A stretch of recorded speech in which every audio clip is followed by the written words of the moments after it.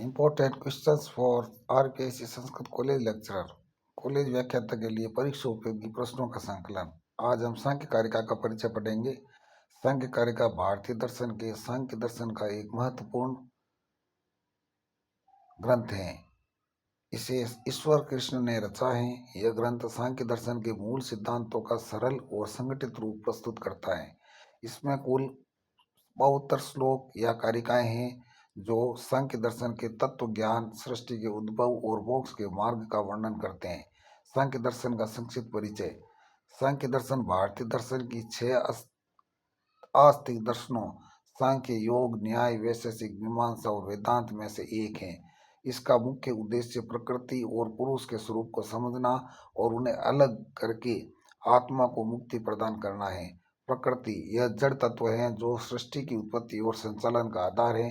पुरुष यह चेतन तत्व है जो शुद्ध चैतन्य और अनुभव करने वाला है। सांख्य कारिका के प्रमुख विषय तत्व समाज, 25 तत्वों की व्याख्या, पुरुष, प्रकृति, महत, अहंकार, पंच महाभूत, पंच मात्रा और इंद्रिया और मन आदि।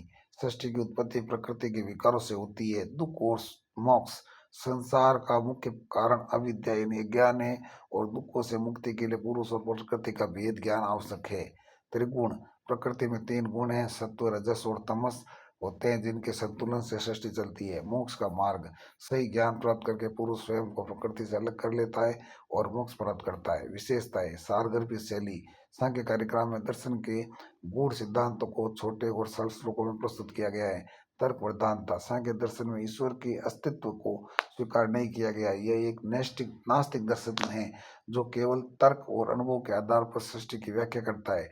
वैज्ञानिक दृष्टिकोण, यह दर्शन सृष्टि की उत्पत्ति और विकास को बहुत वैज्ञानिक दृष्टिकोण से समझाता है। महत्व, सांख्य कारिका भारतीय दर्शन और विज्ञान के इतिहास में एक महत्वपूर्ण स्थान रखती है।